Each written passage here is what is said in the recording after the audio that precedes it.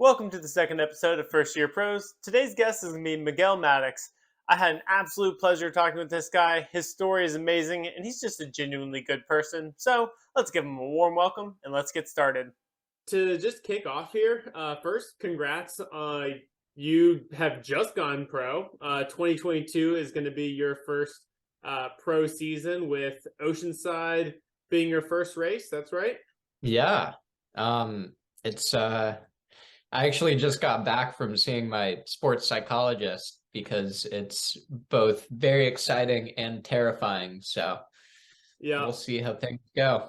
Can totally understand that. I mean, especially in this sport, it's as much mental as it is physical. Well, to get started, let's jump into your background first. Just get a kind of brief background of where you started, how you got into triathlon, and kind of those first steps that even just initially made you want to become a pro athlete. Yeah. I mean, I grew up in like a very active household. My mom was actually a runner and triathlete. She did Kona in '89. Oh wow, that's awesome. But like that's something I didn't really know the significance of or like really care about until like 5 years ago. All I knew is that my parents like go do 100-mile bike rides every month and I like need to do their like daily 2 hours of exercise no matter their age. And they still do that now. So like that was just the environment that I grew up in. I remember like Thanksgiving and Easter, we would go over to a family friend's house, and like that's how I knew it. It would be like, here are your family friends. It's like 12 people that all get together around these holidays. And it was actually just like the local ultra running community. It was just like all the crazy, crazy people that Yeah. would do like just the most badass races in the world. And they were just like normal people that we would have like Thanksgiving with. And we'd talk about that stuff. So I was like very exposed to that world being like very normal. So it was natural for me to like do sports and like get into swimming from a young age. Among other sports, like I did everything that a child would do, like the soccer, Yeah. baseball, like all that stuff. I reached a point where I had to decide between swimming and baseball. I chose swimming, and that was in high school. So I basically became like full-time student athlete swimmer. What events And did you swim in high school? I was a distance swimmer, so I did 500 freestyle and up pretty much, Okay. and I did some backstroke too. And then I was, you know, getting close to college. I wasn't very heavily recruited anywhere. I was the one that had to make efforts to like reach out to Yep. colleges. But I did get into a D1 swimming school at Fordham University on the East Coast in the Bronx. That's Um, awesome. and they turned me into a backstroker, so I didn't have to do distance stuff anymore, which was I fantastic. gotta say, uh, backstroke is probably my least favorite stroke. I don't know why. are I'm you not a are big you a fan of it. swimmer? Did Uh, you how did you get into triathlon? so I mostly came from running background, cross country, track. Young, all the soccer, same gist. And I did some swimming in high school. I would swim in the winter to break up my cross country and track season. And then occasionally I do like some mountain biking with my parents and friends. And then I did I did like the team triathlons with my mom and her friends, and then eventually did like a couple just sprints. But the way that I actually got into it was after college. I saw that the half Ironman World Championships were going to be in South Africa, and for some reason I wanted to go to Africa since I was like 3 years old, and so I pretty much was Hmm. like, "Hey, I'm gonna go. I'm gonna do that." And so I ended up like that was how I ended up getting into triath like the distance triathlon was actually just for wanting to go to South Africa. I swear that's like still, no matter the level or like experience you have in this sport, there's still like a huge driver to just like, oh, like I want to visit that place. Like I'm Hmm. gonna go. I'm gonna Yeah. go do that race. And there's no other reason, but like I just want to go there. That's still like Jenna always gives me Jenna, my fiance, who I do all of this stuff with. Hmm. Also, She always gives congrats on the recent engagement, right? recent engagement, yeah, Yeah, December. congratulations. Yeah, thank you. Yeah, I still it like sounds weird coming out of my mouth. My fiance. Yeah. Um, but no, she always gives me crap because it's like she's like, we need to travel where triathlon is not a part of the agenda. Yeah. Yeah, I've But used it as an excuse to travel a whole lot. Like that's my yeah, destination each year. It's like, oh, that's where worlds are. Okay, that's what I'm doing this year. yeah, right. But there will come a time where we'll travel without triathlon, I'm Yeah, sure. you'll get the Um, balance back. yeah. But But yeah, back to swimming in high school, and then going up to D1 in college. yeah, that was I kind of had the same type of feeling as I have right now, like you're kind of stepping up to another level. But then like once you start doing it, like once I started swimming in college, Division 1 and everything, I was like, oh, like this is where I'm supposed to be. Um, and they turned me into a backstroker. So I was doing 200 and 100 backstroke mainly and not doing any distance stuff, which was nice. Mhm. I finished up my college career, and I thought that was kind of going to be the end of my athletic career, because that's kind of what you're told in college as an athlete. It's like Yeah. this is it, like you're going to do your last race, and we're going to have a glass of champagne, and you're going to go work for the man. So that's kind of what I did. I got a tech job in New York City out of college, living in Brooklyn. Um, and then one of my coworkers at the time was like, hey, do you want to do an Ironman with me? And I was like, sure, like I that love it. sounds fun. Let's do Heck it. And yeah. he's like, cool. My cousin is a coach, and he agreed like to coach you and me, and we can just start doing the same training plan and just get on it. And that was in like 2018, I think. Okay. And so I was introduced to this guy, Conrad, and he's starting this little thing with like 5 people, and it's called Working Triathlete. And Yep, I'm they're, well familiar with them. It's yeah, working triathlete is no longer a small thing. They've got an impressive yeah, coaching staff and an impressive team. Yeah, a lot of good stuff going on there. yeah. It's really cool, and it was really cool to like be right at the beginning of that and just work with Conrad. Oh, and then like a week later, my coworker is like, "Yeah, I don't want to do this anymore, but like Oh, you can lame. keep getting coached by my cousin." um, so yeah, I mean that felt like forever ago, but things are like pretty much the same as they were. Like I instantly built a relationship with this guy Conrad, and we became really good friends, and went way beyond the regular like coaching athlete relationship, but like we're like genuinely very good friends Hmm. now. We challenge each other all the time on like the best way to do things, which happened at the beginning too, because he was starting out and I would come across some information that I'm like, what do you think about this? And he's always like, no, no, no, that's wrong at first, and this is right. But then Hmm. like 2 weeks later, we like come back together and we talk about it and like have all the information, and that's still how our relationship works today. So I mean, my triathlon career began, I guess I would say, with that coworker, with coaching. Hmm. And I guess like if I wasn't introduced to triathlon that way, I don't know how far I would be in it, because having a coach or just having someone serious in your corner Hmm. um, is so valuable in this sport, because it's so lonely, like Yeah. and you're never really motivated. I mean, that I shouldn't say that, but it's hard to be motivated It every day depends. all Yeah. the time. Yeah. It depends. So I'm at the level where I've been trying to get my pro card as well. I've had some different injuries and setbacks over the years, unfortunately. But when you're at this level, yeah, most of your training is solo, unfortunately. Yeah. There's not a lot of people that can keep up with the training, or Yeah. even if they can, there's not a lot that want to. That have Yeah. enough loose screws to do so.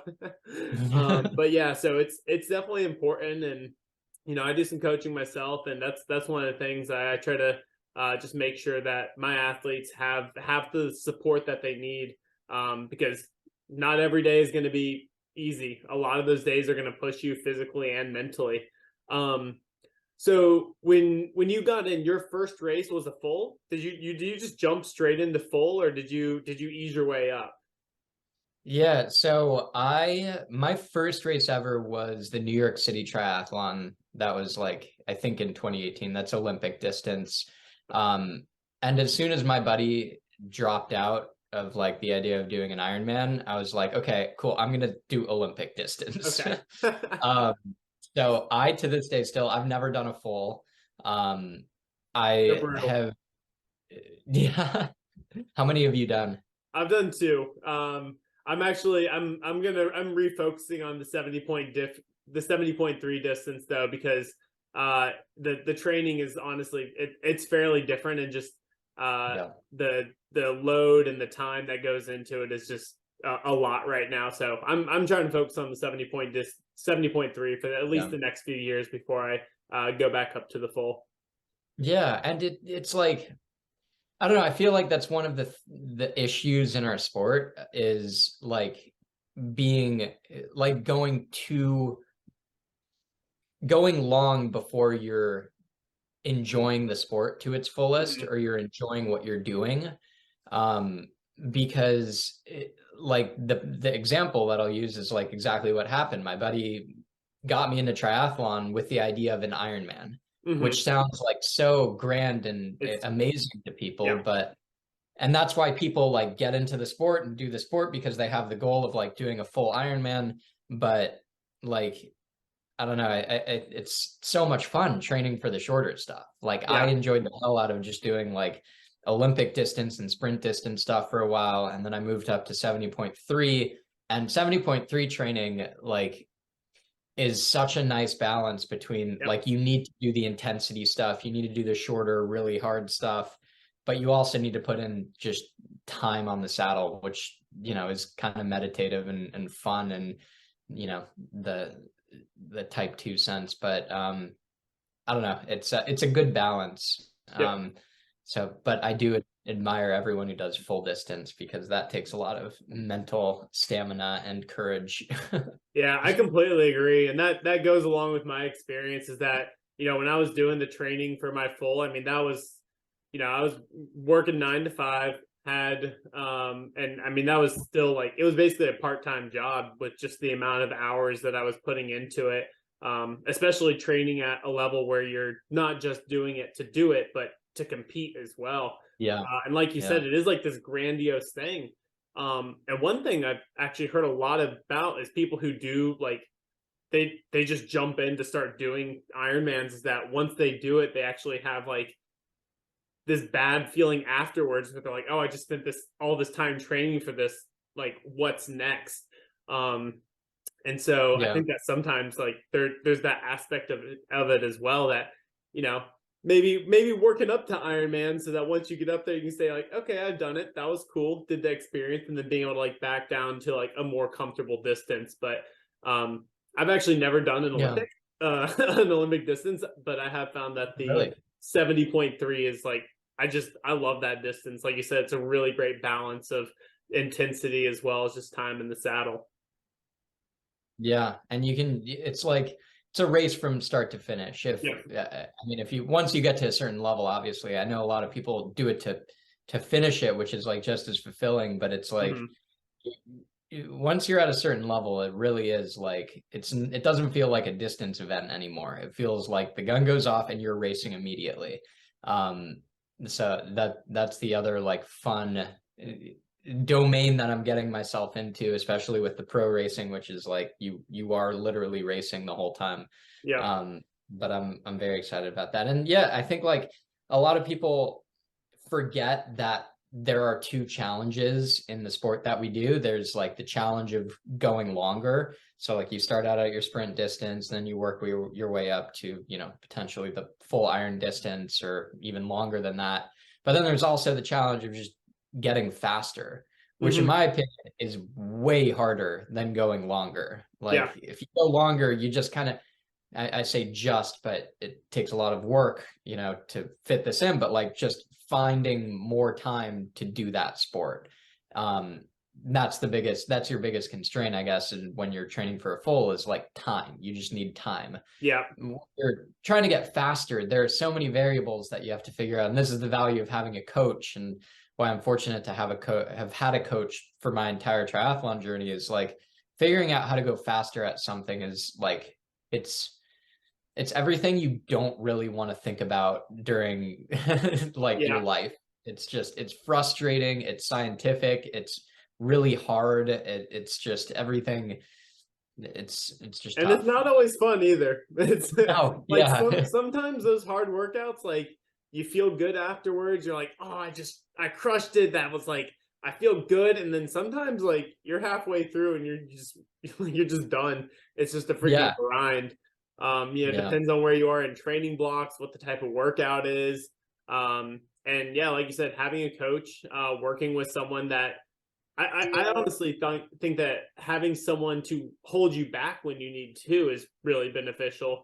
Totally. Having someone to keep you to your rest days and your easy days, so that you can still hit those hard days. Because I know, way back when I first started, I was just doing, I fell into the Z3, that zone 3 trap where your easy days are never actually easy, and so that's kind of what led to my injuries was that my hard days were hard and my easy days weren't easy, and so it just led to overtraining and my body basically just like broke down. So that was a huge lesson that unfortunately I had to learn the hard way. I feel like everybody has learned that lesson at one point Yeah. or another.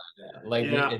I same thing. It's like I would go way too hard on my easy days just because I could and Yeah. I'd feel good. And it's like I had such a great workout yesterday. I need to like keep doing more. And then Yeah. you're like injured and you're like, why am I injured? I was feeling so good. Yeah. Um, yeah. That more and more and more it's like, oh, I did this pace the other day, so I gotta do that same pace or faster. Or if you're just Yeah. feeling good, you get out there and you might start slow and then you start picking it up, picking it up, picking it up, and next thing you know, your easy runs are, like 6:30 pace, and you're like, well, that was not an easy Yeah. run. Yeah, right. And it's like it feels good when you're done with it, but it's like the point of an easy run, like you shouldn't feel good after an easy run. You should come home feeling like, oh man, I like didn't get a workout in. Yeah. Um, and I will say too, the other thing that I was just talking about with my sports psychologist is like the idea of comparisons and how comparisons are toxic. And in Hmm. the world that we live in, we have Strava, we have Instagram, we have TikTok, we have Yeah. YouTube, and all of these things that showcase like the best athletes in the world or the people that we look up to or the people that we race against all putting their best foot forward and showing off their best workouts that they did that morning or Yeah. the day before or whatever. And all of that is so toxic because like for you on that day, you need to run 5 miles at the slowest pace you possibly can. But meanwhile, your biggest competitor that morning did like an epic track workout and you Right. have visibility into that. And that only creates just like the worst possible scenario for you. So that's another trap that I've like fallen into time and time again. But Yeah, so um I'm actually curious on that. Now that you're you're moving into this pro world, um, mhm. do you pay more or less attention to like what your competitors are doing now? Like these were initially people that maybe you looked up to be like, oh, like that's what I'm working towards. But now that they are people that you're actively going to be competing against, like, do you see their workouts? Do you look at what they're doing, or do you just try to focus in on what you're doing? Yeah, that's a good question. I feel like I have been paying more attention to it. But consciously I'm trying not to pay attention to Okay. it. Yeah, I Like think it's that's just, probably healthy. yeah, and it's just like it's very natural to like when you know you're going to be racing people, when you know like there's going to be this big challenge in front of you, you're going to study that challenge as much as you can. But I think it's good to be aware of, but it's also good to pay more attention to how you're feeling. Um, like I'm already starting like this kind of visualization preparation stuff about like what it's going to be like to be in my first pro race and to be passed by people that have been doing this racing at that level for 10 years, that have been training at a higher level for me for longer than I've been doing the sport. And like, how am I going to react to that? Right. So I think like it's good to be aware of your competition so you don't make stupid decisions like, Yeah. oh, here comes Lionel, like let me start pushing out way more power than I can possibly hold. Right. So like, being aware of who's out there is good, but like being more in tune with how you're feeling is way more important. And I think that also goes in the context of like, you know, training with data and like training with power and heart rate and Hmm. all of that. Super important, super important to hone in on that stuff and to have that visible for coaches that are, coaching their athletes remotely and everything. But it's also, again, more important to pay attention to just how you're feeling. And so I guess lately I've, my training has been going really well, but I've prioritized that concept just of feeling and doing some workouts that are blind, that are just like, I'm going to go by feel here Hmm. and see what happens. And it's funny, it feels uncomfortable to not have data in front of you from time to Yeah. time, but I've noticed that like some of my best workouts have, especially if I go outside, some of my best workouts are when I'm not looking at my watch or I'm not looking at my bike computer. And I like just nail workouts that way, or I Yeah. nail an interval that way, or something like that. So yeah, I guess that goes a little, paying attention to like my progress for sure is important, but paying the closest attention to just how I'm feeling day to day, I feel like has been the biggest kind of change, because that is going to be something that I can control when I am Right. racing these big pros that are super intimidating. Is like, oh, I've trained for this. I've trained for it by just like focusing on my breathing, focusing on what my body is capable of, and knowing how that feels. And I can make decisions very consciously that way. I can make decisions. All right, I want to push it here. I want to get that feeling up to 90% rather than like that 80%, and I'll drop down to 80% later. And um, so yeah, it's kind Yep. of, You got to race your race. You also got to mentally yeah, prepare for if you're having that good race, maybe you're going to pass some of those guys who have been in there 10 years, like you got to be mentally prepared exactly. for both situations and just race your race, right? Yeah, and it's funny. I was talking with my psychologist today about like goals, and we almost agreed that this year is going to be a very good year to not really have goals, but to just be kind of like have dreams. Like, Hmm. don't have a ceiling, because there's so much unknown. If I set a goal, I want to get top 10 at this race. Yep. You What if I'm capable of like getting top three? Like Yeah. it would be silly to put a ceiling on anything, to have these strict outcome goals when it comes to races and finishing races and everything.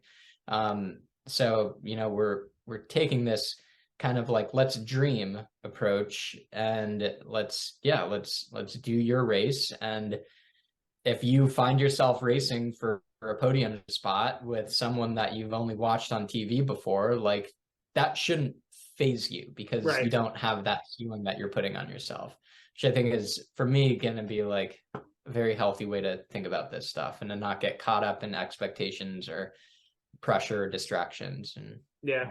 all that baggage. Yeah, I think that sounds really great, especially for the first year. That way, if you're out in your race and you're not focusing on, where that place is, and you're focusing on your race. And yeah, maybe you pull out a third place, maybe you pull out 15, it just is going to depend on the Yeah. day. Sometimes you have a bad day, sometimes you have a good day. So that's really exciting. I'm definitely looking forward to following your journey in your first year as a pro. One of the things I wanted to tackle on briefly was with your training, what type of changes have you made? So you briefly mentioned that you've been doing some stuff more on feel versus purely just like data-based training. But as far as like intensity, time, have there been any big shifts since you qualified for your pro card? Yeah, I think for me, I'm a classic overthinker. And like a lot of triathletes out there, we're all like overthinking a lot of this stuff. So I'm also like always tinkering, whether that's like tinkering with my bike or Mm-hmm. like talking with my coach about different way, like things we can do things a little bit differently here and do things a little bit differently here. Um, Ultimately, I'm trying to get better at that and just like relax and do the work and trust my coaching. Mm-hmm. You know, I think there's a time and place to like challenge certain things of your training, but for the most part, as an athlete, like our job is to show up and do the work. Yep. Um, so that's been my first priority, is to just do the work. That hasn't changed, but I'm trying to simplify it both like in my day to day and in my mind about like, what does that mean? That means just like getting on the bike and doing the work. It doesn't mean like spending 30 minutes trying to think about if my bike seat is in the right spot or if this is the right workout for me today or Right. whatever. But uh that's kind of like the biggest mental shift, I guess. In terms of training, we've been a little like, yeah, I've been trying to think about how I feel more, and but also we've been a little more scientific with how we do things. We're introducing more like kind of nerdy biological metrics into and thresholds into Okay. our bike training, at least, because you can be super measured with that. Yep. um so like critical power and W prime have been like a big concept for us. Um, Critical power being like a metric that's super close to FTP, but it's just a little more definitive of like your biology and what's going on with you internally, rather than FTP is just kind of an arbitrary number used for training. Which is still super helpful Yeah. for everyone that goes off of FTP. That's still like the way to do things Yeah. for everyone. For most Um, people, there's only a certain amount of metrics that you can easily access. Some of the other exactly. metrics are you either got to get some more intensive software or products, or you got to get a whole bunch of other gear. So yeah, Yes. FTP Yeah. is generally what I use for my training and coaching. Totally. Yeah. And we don't have access to the labs yet. We're going to later this year. I'm moving to Nashville. Jenna and I are both moving to Nashville, Tennessee, Oh, to hey, you're train gonna with be our right team down out here with there. me then. Are you in Nashville? Yep. Oh, wow. Okay. Yeah. All We'll right, we'll we'll get see you some there. training sessions in later. You said later this year? Yeah. Literally right after Oceanside. We're headed out there. Awesome. Well, we'll get to meet up in person then. Do some Yes, do some in-person absolutely. training. Would love that. Yeah. Yeah. Yeah. So I don't know if you're familiar with Transformation Labs. Just one of those techie labs that has the equipment that you can use for, lactate testing and all that stuff to figure out more metrics that we can be a little more scientific about. So we're trying to become a little more savvy in that regard. That's just kind of like where I think, that top 1% of the sport that is like really pursuing excellence in the professional realm, like that's where the sport is heading. Like you try to find access to technologies like that can give you some useful information, and then coaches know what to do with it.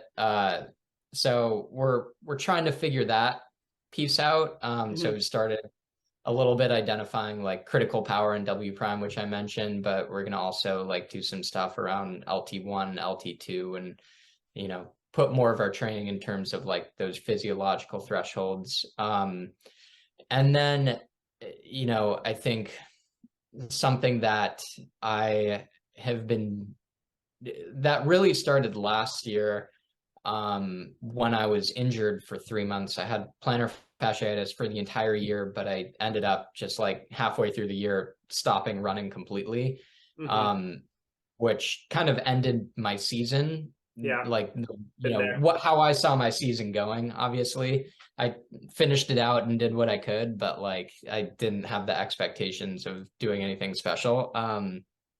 But what it did teach me is how to run again. Like I spent a lot of time in the gym working on just functional strength and mobility, and kind of identifying weaknesses in my running. And this, like I basically replaced my 6 run workouts per week with 6 gym sessions, and some of them I would just go to the gym, do some clamshells, and roll out for 30 minutes. And all of that stuff didn't help me last year, but I feel like it really helped me remain healthy right now, as I'm going through a phase of my training that is like a lot of high intensity on the bike and a lot of high intensity running. And I've managed to stay healthy through that. I think so. That's good. Staying healthy is key. Absolutely key. That's all we can ask for. Yeah, that's like the biggest part right there. You can put in the work, you can do the training, you can eat right, you can do all that stuff, but like you get a bad injury, you overtrain yourself, and you're out for 3-6 months. It's just like, gosh, like it's just hard. But yeah, so I'm very happy to hear that you've been able to stay healthier. And really, I just want to reiterate the importance of those gym workouts. That's something I've added a lot more in the past year as well, is functional strength, doing mobility, hip strength, all of that stuff, just as a general part of the routine. I pretty much do it after most of my runs, at least 15-20 minutes.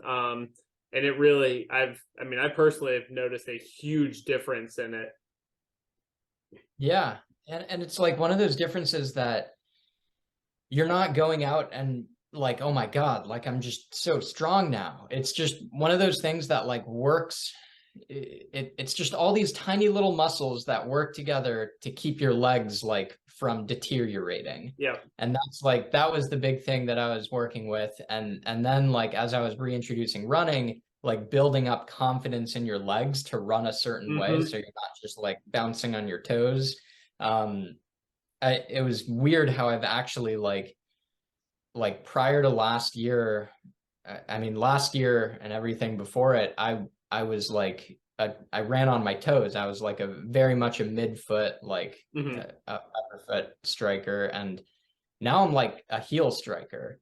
And I can only guess at why that is, but it's like the way I'm running right now, like my calves don't get sore after I do a hard run. But it like everything in my glutes and my hips is so much stronger, and I feel like that heel striking is actually enabling my bigger muscles to do their job. But I don't know, like that's been the importance of like those gym sessions last year, not getting too discouraged about an injury, but like actually using that injury to get better. Because there will be more injuries, I'm sure, in the next 10 years. And, you have 2 ways to deal with it. You can get all sad, or you can actually like make the most of it and get better. And then I guess the other super obvious thing in my training that has been working, I guess, is just sleep. And people talk all the time about it. Like, it's pretty important. Yes. Yeah. The whole recovery is very important. Like that is half our job. Like half of our job is training, half of it is recovery. If you're not recovering, you're not getting better. And I have made it a rule to get 10 hours of sleep every night. And so that is like, if I'm closing my eyes at 9:30, I am not allowed to get out of bed until 7:30. That's about twice as much sleep as I'm getting per night. I would love to Yeah, get. but I you're would love to coaching, get some people more are sleep. relying on you. I would love to get some more sleep. I do Yeah, advocate for it. yeah, I'm one of those people that I've got so much stuff and plans and things running around in my head that I don't get to address them during the day because I work a 9 to 5. Well, worked a 9 to 5. um, and yeah, by the time I would have the time to process things, it was like when I was going to bed, and so I'd lay there for 2 hours and then do morning swim as well and getting up early for that. So definitely plenty of yeah, afternoon naps though. yeah, yeah. And it's funny because last year I prioritized sleep too, but I really like to get up early. I'm Hmm. very much a morning person, so I would wake up at 4:45 and go do my first workout as early as possible, and then get in a long nap in the afternoon. Um, but our bodies function differently when you get that allocated sleep Yeah. at night versus like a chunk here and a chunk in the afternoon. Naps are great. If that's what you can do, you should do it. But like my responsibility now, because I don't have the 9 to 5 job, I am a professional athlete and I run a YouTube channel that I can do on my own time in my allocated schedule, like self-determined schedule. Yep. So like I'm going to use that and not be cocky about it, but Right. like, if that's if you have the opportunity to do it, which I do, like Yeah. I'm going to sleep. Yes. And I think that's a good I'm call. I'm fortunate to have a partner, Jenna, who does not get mad when, I want to go to bed at 9 and then I'm still sleeping in later than she is, Hmm. because she does have a job, but like she understands that it's like, yeah, like you're doing what you need to do. Yeah. So, Yeah, I yeah. definitely I want to, near the end of this call, I want to bring back we I want to touch on that YouTube channel for you as well. Let you talk a little bit about it. Um cool. And we're back. All right. God, every time I open one of these Zoom chats, I'm like, I look really freaking tired. Don't worry. I did the same. It's all It's um the webcam, it's not us. yeah, I think so. But yeah, getting this series up is actually something I'm really excited about. And giving y'all the recognition that I think that you deserve going into your pro seasons here. I think there's this weird, I mean, I know I don't think, but there's a weird like line and like debate over this like pro versus age group thing. Hmm. Like some people are like, oh, like it's too easy to get your pro card, too many people are going pro. And then other people on the other side of the debate are like, well, if you get your pro card, you should go pro and you should stop like winning all your age group races Yeah, and all that. So I think like people just need to not think about it in terms like that. Like everybody is at a certain place in their life and everybody has an equal opportunity to get their pro card yeah, and everybody has the decision to take it or not.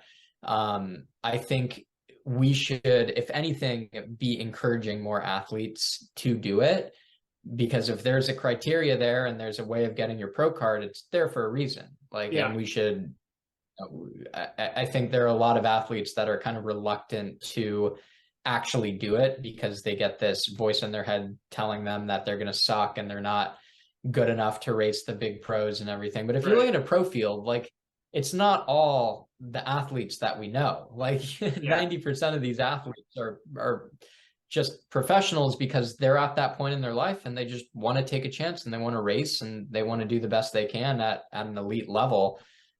That's where I'm at right now. And those are all the reasons that I'm doing it. I think one of the cool things that Working Triathlete is doing with their like elite development program, which is why I'm moving out to Nashville in the first place, is because there's a group of athletes on the team that's all going to be based in Nashville, all training together, and all basically be encouraged to take their pro card when they get it. yeah, A handful of them have already, earned it and are going to probably be taking it this year. But I think like, ultimately it just needs to be more comfortable for athletes like you and I to make that jump, and to look at each other on the start line and be like, we're all in this together and we're Yeah. all at about the same level, Yeah. like it just, we'll all get better that way. So Yeah. I think And it's there is cool. that kind of line there too, because I mean there are age group athletes that, are beating pros, and there's pros that, are, yeah, there's, there is a little bit of an overlap there. I know Yeah. the reason I want to do it is some of it's just for personal, like, to be able to say like, hey, like, I'm a pro in this sport. Like, I think it's a cool thing, but also it's for the competition. Like, I personally think like, the best way to grow is to train and compete with people that are better than you, and Hmm. to push yourself to, to those levels. And even though like right now I'm in the top of the age groups, like I was a few places off in Augusta last year from getting my pro card, um, which was a little bit of a bummer, but it is what it is. And so Hmm. hopefully that'll come this year. Uh, but yeah, I mean, getting to start on that pro line, and some of the other pros I've already talked to have said that, it's like it's very much a different mental game, of starting up there in that group, and sort of that different aspect of it. So that's something that, just for personal reasons I want to do. And but if people don't want to do it, that's fine. And if they do, then that gives them something to strive for. Totally. Yeah. And it's like that mental aspect of, because it is all the same sport. Like, you're either Hmm. you're competing at the pro level or you're competing at the age group level. You're doing exactly the same race. You're just Yeah, starting 30 minutes after them. yeah, But it's like, yeah, it's like, are you the type of person that's like genuinely curious and interested in that like mental separation between the two? Because that's, I think that, I mean, I haven't raced as a pro yet, but yeah. from that sounds pretty consistent with what I've heard, is like that race, it is a big mental shift. Right. And not everyone is genuinely curious in that or interested in like making that jump. And like, that's fine. They'll stay an age grouper. They might reach their, potential that way, because not everyone does benefit from like, racing those or training with those that are better than them. Some people actually benefit from being the big fish in the small pond. But I think the Hmm. majority of us, like, in order to recognize our actual potential in anything, we need to challenge ourselves, like physically, which we already do, everyone that does Yep. triathlon, but also mentally. And I think that is the biggest step of going pro, is like, figuring out what that mental separation is and owning it and working at it. Yeah. And again, just to clarify on that too, like, not everyone's gonna want to go pro. Like some people, and just doing triathlon just in general is impressive enough for anyone that's out there that is just doing it just because they enjoy the sport, or because they want a break from the monotony of doing one sport. Like, I know a lot of people that get into it for that reason. They're like, well, I was a runner all my life and it kind of started getting boring, so I wanted to add in some other sports. So I did triathlon, or swim, bike, whatever it is. Like sometimes it's just nice to have that change of scenery, and the sport as well. Um, but a couple things I wanted to jump into. I want to talk about your qualifying race, where you qualified for your pro card, um, Mm-hmm. how that race went for you, and yeah, and let's talk about that real quick. I'd love to hear about that. Yeah, but I think I've qualified the last 3 seasons in one way Okay. or another. I think like one of those years was like the cumulative point method, and then the last 2 years, like cumulative points. I 70.3 Haines City was a race that I did in 2021, and I qualified there, but I didn't take it in 2022. But this, I was fortunate enough to do Oceanside last year as my first race, and I qualified at that race. So it kind of relieved any pressure of like having to do anything to receive that qualification throughout the rest of the year. Yeah. So that was the qualifying race. And when I got it at Oceanside, I was internally like, I'm gonna take this Okay. for next season. I obviously I didn't share that really with anyone, but I think the people that were close to me kind of knew like that was the qualifying race that he's going to take this. And that was a good race for me. I wouldn't say good, but it was interesting because I think it was the first time that I really like got into a race with, you know, a few of the best age groupers in the country. It was a super strong field, and I remember I was biking up there with the fastest age groupers that would be viable pros. And I think in the past I've had good races where the fields weren't too competitive, but that was the first race that I like challenged myself to race these guys and to push myself that way rather than just like having a battle with myself being alone on a course. So, you know, that gave me the confidence I needed. Well, it literally gave me my pro card, but it also gave me the confidence that I needed to take it. Because I knew if I could do it there, like I'll only get better at those tactics and that kind of racing and that type of pushing yourself when, you know, it's not just a simple time trial anymore, but it's a race. So that was gonna be my next question is, oh, sorry, keep going. Yeah. Well, it's cool because it's going to be my first pro race too. So I have experience racing hard on that course. So yeah, it's going to be a familiar course for you. That's awesome. Yeah. So the follow-up question I was going to have to that is, you know, what was it? And maybe this is what you were just talking about is like, did you know going into that race that you wanted to, or was it when you finished that race, you had that realization, like, this is where I want to take my pro card, or like, what was the mental shift that made you want to take it? Because like you said, you've qualified in the past 3 seasons one way or another. So what was it about this season and this race that made you say like, yep, this is the one, this is what I'm taking? Yeah, I think it's exactly what I was just mentioning is like, you know, the field was stacked and I was able to race with them. I actually thought I had gotten 4th in that race, but there was a disqualification ahead of me. So I got 3rd and that was it. So I'll take it. But regardless of the placement, it's more of like this genuine, this just feeling that you get that you're like, oh, like I'm capable of hanging here. And maybe I didn't beat those guys that I was racing, but I was hanging with them. And, you know, for getting that feeling for the first time is very special. Maybe it would be different if like I had gotten into 15 prior battles with the same group of guys and I can never beat them. That's just frustrating. But if you're in the past not really close to hanging with these guys and then you figure out a way to like make it close, it gives you all the confidence you need to like continue pursuing that level of competition. And you know, that's where it went off. And it was like maybe I definitely could have had a better race than I did, but it's like it's all part of the process. And just having I'm pretty sure we say that about every single race.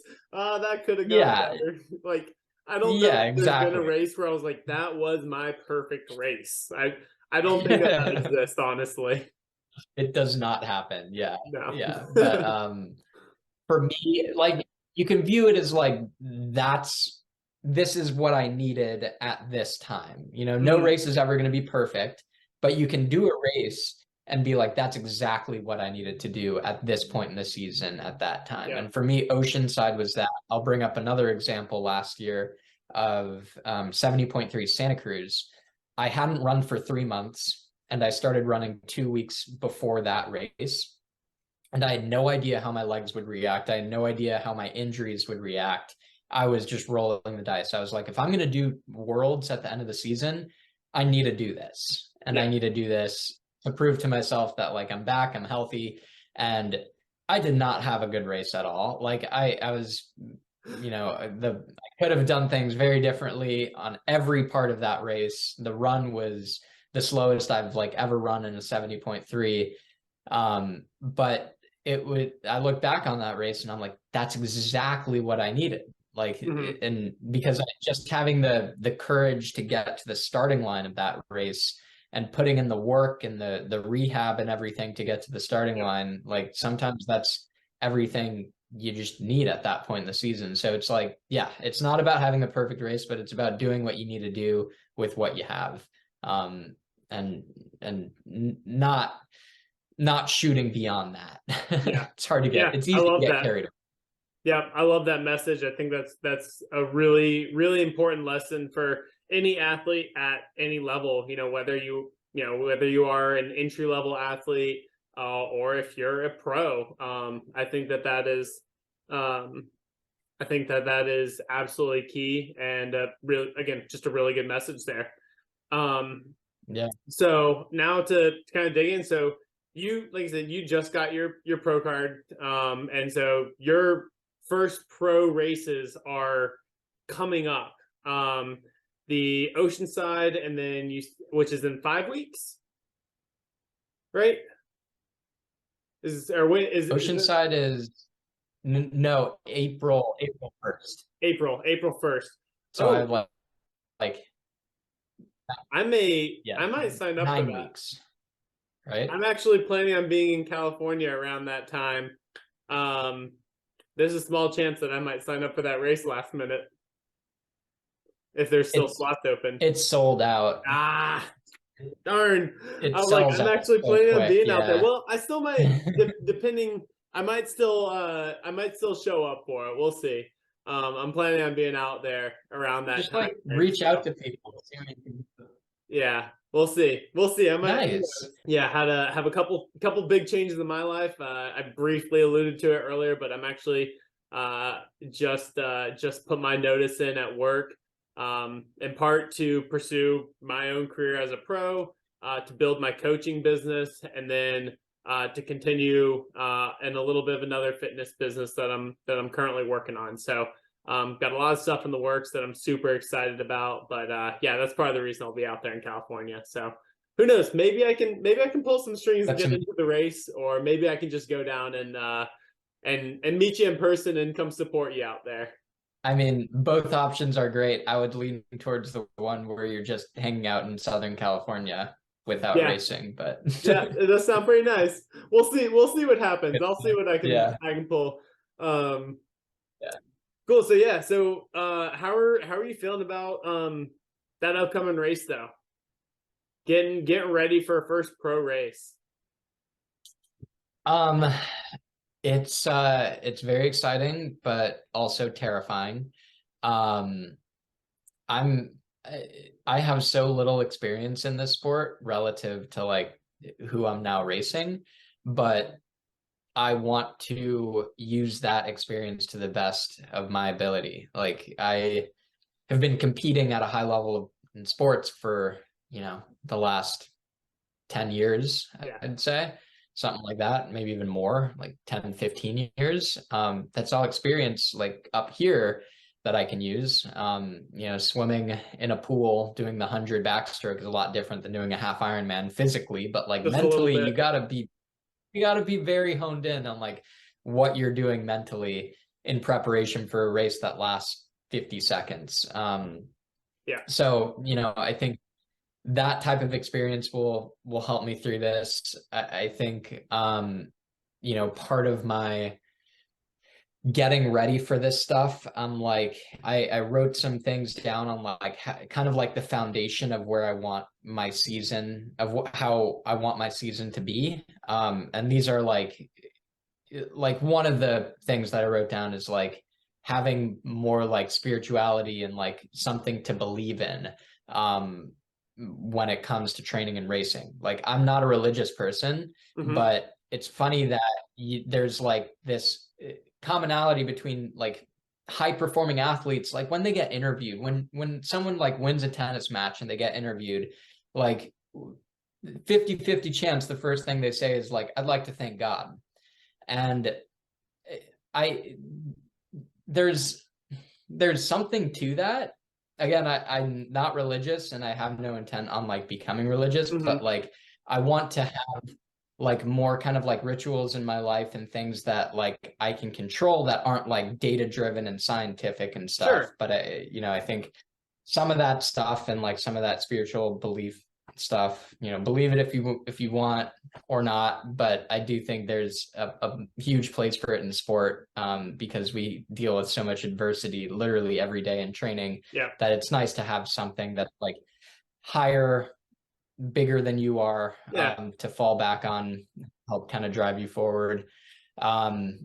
So yeah, and then another key element to this season I've realized is just the idea of like community and friends and family.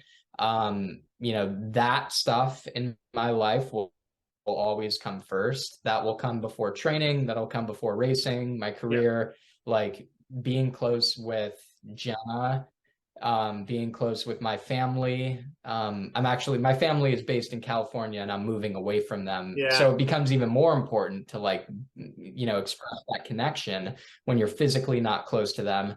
Hey man, I'll welcome you into my family down here. Yeah. You're welcome into my family down here. We got you, man. But like that's it. It's like triathlon lends itself to such a fantastic community, and like there oftentimes are athletes out there, especially at the pro level, that kind of shy away from that sense of community and like want to be in their own bubble. And I'm prone to doing that. I fall victim to like kind of getting in my own world and my own bubble because triathlon is a lonely sport. But like embracing that connectivity and community, especially with what Jenna and I are doing, we have a lot of people that that follow us and care about our trajectory in the sport, and using that in a positive way is really key for me. And there are some other things that I'm kind of like using as that framework to prepare for these races, but I think the biggest one for me in terms of preparation for racing is like becoming very connected with the people that I care about. They're gonna fuel me through all the hard times, and they're gonna have my back no matter what happens. So yeah, I absolutely love it. I think that's great. And again, just a quick kind of explain what y'all do with the Freestyle Tri, because I followed y'all for a while and I love the content that y'all put out, both on YouTube and on Instagram. And I don't know if you have other stuff as well, but I think that y'all put out some great content. So let's just take like a quick second to get a little blurb about that. Sure. Yeah. No, I appreciate that. It's been a super fun project that Jenna and I started in 2020. We were like, we should just start, we both have like some sort of media background. For her, it was more like formal college education, media studies. And for me, I did like some documentary film work in high school. So we just wanted to like use that common hobby to like have a little passion project. So we started making videos, putting them on YouTube, begging our friends to subscribe. Since then it's kind of like, yeah. But it pays off if you're like super passionate about it. Like Jenna and I only do things that we're very passionate about. So I mean, if you're passionate about like making it happen, like it'll happen. It definitely did not happen overnight for us. It took, literally, I know exactly how you're feeling. It's like, I have 10 subscribers and I know all of them. But it's like, that's how it always starts. And, we still enjoy doing it. I think like it gives both Jenna and I like a greater purpose in all of this. I'm going to keep going back to triathlon's a super lonely sport, and we have kind of our own self-driven missions for what we want to do in this sport. For me, I wrote this down a couple of years ago, but like pursuing extraordinary is kind of like my personal purpose in this. I don't want to settle for being ordinary in the things that I do. but I also don't want to use extraordinary as like the end goal, the Right. end to my career. It's a constant pursuit. It's a Yep. constant journey to pursue that extraordinary. Um, but ultimately, what the YouTube world has given me with starting Freestyle Tri and building it out over the last couple of years is it's given me the opportunity. It's given both Jen and I the opportunity to give other people what they need, maybe to also pursue their own extraordinary. You know, we get interactions all the time from people about how they signed up for their first triathlon, or how they, you know, put their head down and qualified for worlds, or whatever it is, whatever their personal mission is, that they like gave some credit to Jenna and I for what we're doing, for like putting out our authentic selves, which is super Hmm. difficult to do in this day and age. Yeah. But like we portray all the lows of our training in our lives just as much as we portray all the great moments, because they're, you know, you have a lot more downs than ups in the sport. And I think that that's something that's less recognized with all the Right. content out there. So you know, we do our best to be transparent and authentic, and hopefully give people some help to, you know, pursue their own extraordinary, to, you know, get after their own self-driven mission. Yep. I absolutely love it, and I can attest to the fact that like y'all put out good content, honest content. And so for anyone who sees this, you know, definitely would advocate for them to go support your channel as well, both on YouTube and Instagram. You know, follow your journey and all of that. It really is great stuff. So yeah, thanks for that quick Yeah. little blurb. And you know, after all this, is there anything else that you would like to share, whether it's about your own story, your upcoming goals? Can be still Freestyle Tri, whatever it is there anything else that you would like to share, Um, or any advice Triathlon's a that you'd great like to sport. give? Yeah, any advice you'd like to give Yeah. to rising athletes? Yeah. I mean, triathlon's an incredible sport just for what it inherently offers. You can take it in so many different directions. There's no right way to do it.